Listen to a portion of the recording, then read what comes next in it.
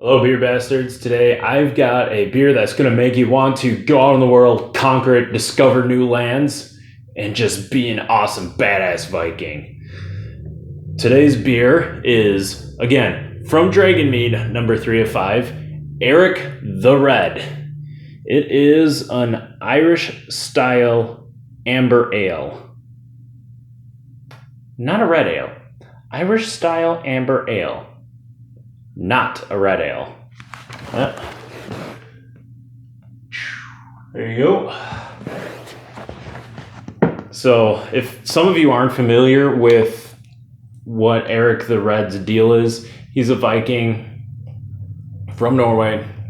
Ended up pretty much getting exiled and was the first permanent settler of the country or area known now as Greenland, which found out isn't so green. It just ended up being named Greenland because when he got there, he saw like green pastures and, just lush fields around the coastal areas and a little bit inwards, comparable to Iceland that was, discovered earlier, and ended up settling there.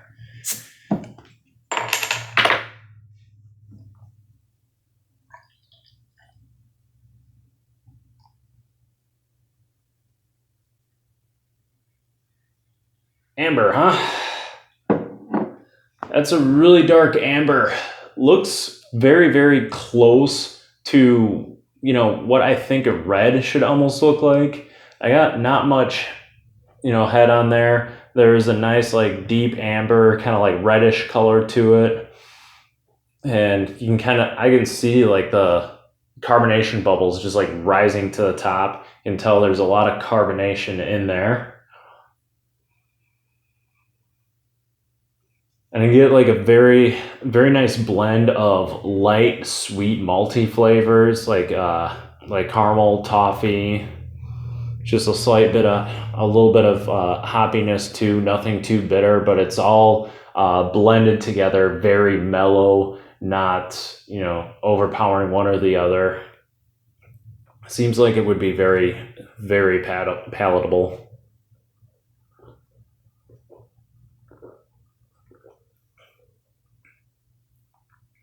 It is very smooth, a little lighter than I thought it would be. But that is fine.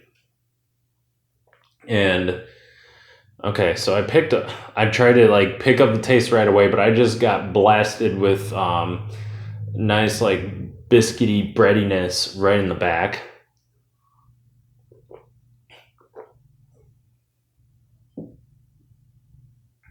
So yeah, very, very light nose. Sorry.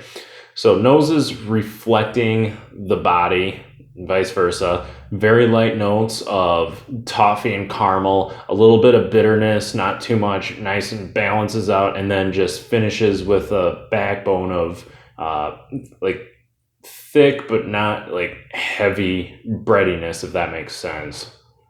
So that just kind of like comes through and almost cleans it out. It's a little dry, but nothing awful. And this is just nice and easy drinking. I just want to keep coming back for more. So in my mind, this would be like, very good food to beer to pair with, pub food. You go to the pub, give me some Erik the Red. As in, you go to Dragonmead, get this, eat some food, like some pub fare, like burgers or fries, something like that, pizza, what have you. This would be very perfect for that. And really, that's just kind of the style of an Irish ale, a good Irish ale anyways. Now, thing is I'm trying to figure out why on earth they call this Erik the Red and it's an Irish style amber ale. For the life of me, I cannot figure it out because Erik the Red had nothing to do with Ireland, nothing to do with it at all. The only thing that I could find at the time was the king during, when Erik the Red existed was Olaf Tryggvason. He hopped back and forth, between Ireland and Norway and stuff. But outside of that, Erik the Red he just never went to Ireland. So don't know why they named an Irish beer after a Nordic Viking that had never been to Ireland. I don't get it. I don't know. But still, I mean, with a name like Erik the Red, you can't.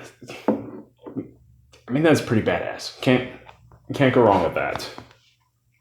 But there is a little bit of, cultural discrepancy there, but that does not affect my rating of this beer whatsoever.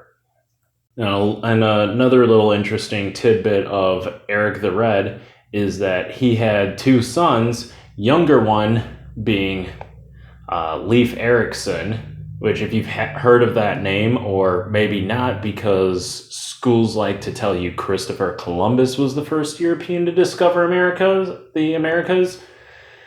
Yeah, it wasn't Christopher Columbus. It was Leif Erikson. What sounds better?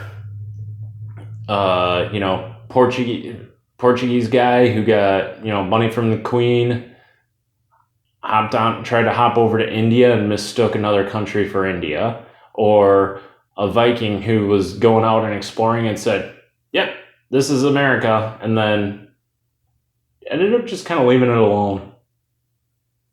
I'd say the Vikings. It's Christopher Columbus's fault that a lot of bad things happen in like colonial America and stuff like that. He brought all that stuff over, but yeah. Leif Erikson was the first one to discover America.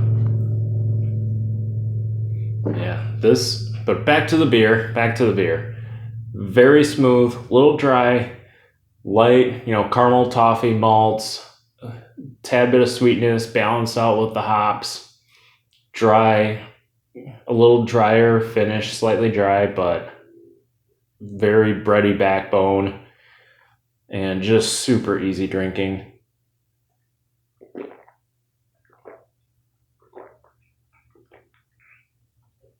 I have no problem just downing one of these guys. Oh, almost forgot the ABV. So yeah, much like other, Irish style ales, this is a 5% ABV. So this isn't going to be anything, that's not like the Sin Eater or Final Absolution, which are, 11 and 10% respectively, that are gonna knock you on your butt after a couple. This is, as I said, light, easy drinking, goes great with food. Now, with all that being said, I would give this a very, very, very solid 7. Stay thirsty, bastards.